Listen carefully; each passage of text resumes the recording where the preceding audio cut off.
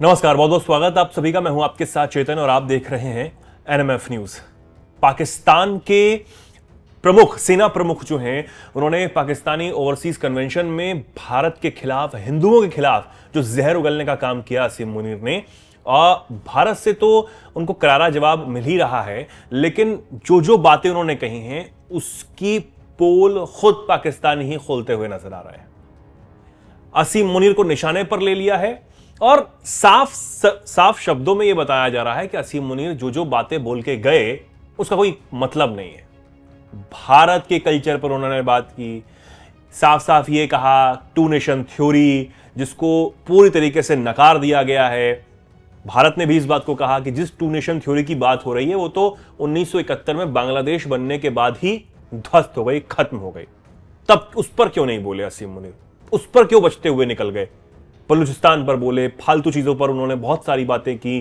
पाकिस्तानी बच्चों को यह बताने की बातें की कि पाकिस्तानी बच्चों को बताएं कि हमारे जो पूर्वज थे उन्होंने कैसी कैसी कुर्बानियां दी, लेकिन सच नहीं बता पाए, सच नहीं बोल पाए। और इसी बात को अब पाकिस्तान के पत्रकार हैं, एक्सपर्ट हैं, कमर चीमा, उन्होंने भी कहा है कि ये जो असीम मुनीर हैं वो बाकी सेना प्रमुखों से अलग हैं।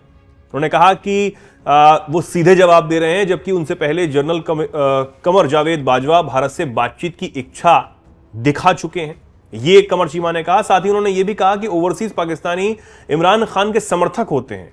असीम मुनीर इन्हें अपने साथ लाना चाहते हैं क्योंकि इमरान खान और असीम मुनीर की जो तलखियां हैं वो सबको पता है। कमर चीमा ने दावा किया कि इसी वजह से इन सबको असीम मुनीर अपने साथ लाना चाहते हैं, जिस वजह से उनकी ये स्पीच बेहद खास रही। धर्म और राष्ट्र का नाम लेकर वो उन्हें अपना करना चाहते हैं। पाकिस्तान में पॉलिटिकल क्लास जो नहीं कहती वो मुनीर कहते। ये साफ साफ कमर चीमा ने पोल खोलते हुए बता दिया। अपने ही सेना प्रमुख की पोल उन्होंने खोली है। अब असीम मुनीर हिंदुओं को लेकर ये कह रहे थे कि हमारा धर्म अलग है, हमारे रीति रिवाज अलग हैं, हमारी परंपराएं अलग हैं, हमारी सोच अलग है, हमारी जो बाकी चीजें हैं वो मेल नहीं खाती हैं, और यही टू नेशन थ्योरी की नींव थी। हम दो राष्ट्र हैं, एक नहीं, ये असीम मुनीर का बयान था। बहुत चिल्ला चिल्ला कर इस बात को वो कहते नजर आए थे।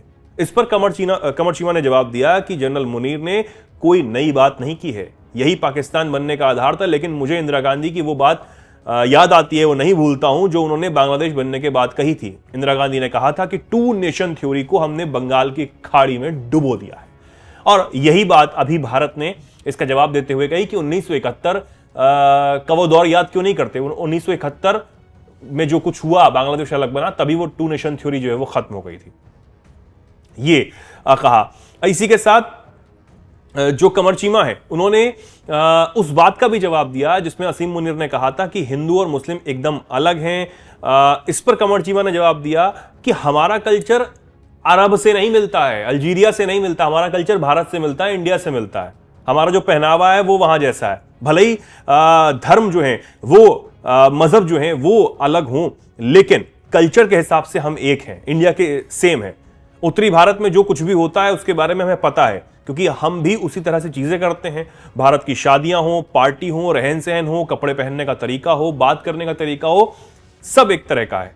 भारत के कॉमेडियन जब अपना कोई कंटेंट पेश करते हैं तो पाकिस्तानी भी उस पर हंसते हैं, रिएक्ट करते हैं, क्योंकि हमें वो चीजें समझ आती हैं।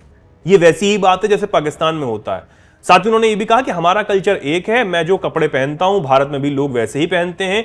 क्या अरब में लोग वैसे पहनते हैं? क्या वहां का पहनावा ऐसा है?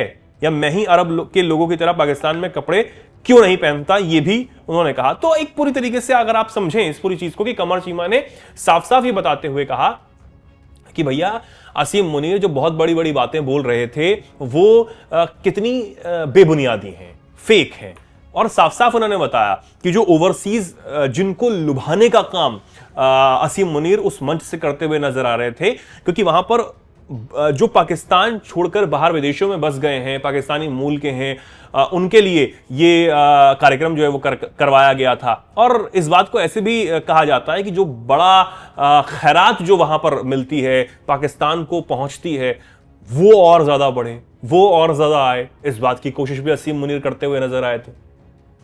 सेना की वर्दी में जरूर वो थे, लेकिन उनकी जो भाषा थी, उनकी जो बोली थी, वो किसी राजनेता से कम नहीं थी।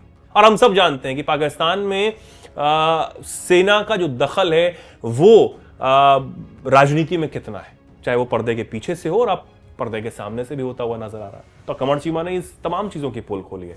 आप इस पर क्या सोचते हैं, क्या कुछ कहना चाहते हैं, कमेंट सेक्शन में लिखें और ऐसे ही जुड़े रहें, देखते रहें एनएमएफ न्यूज। नमस्कार।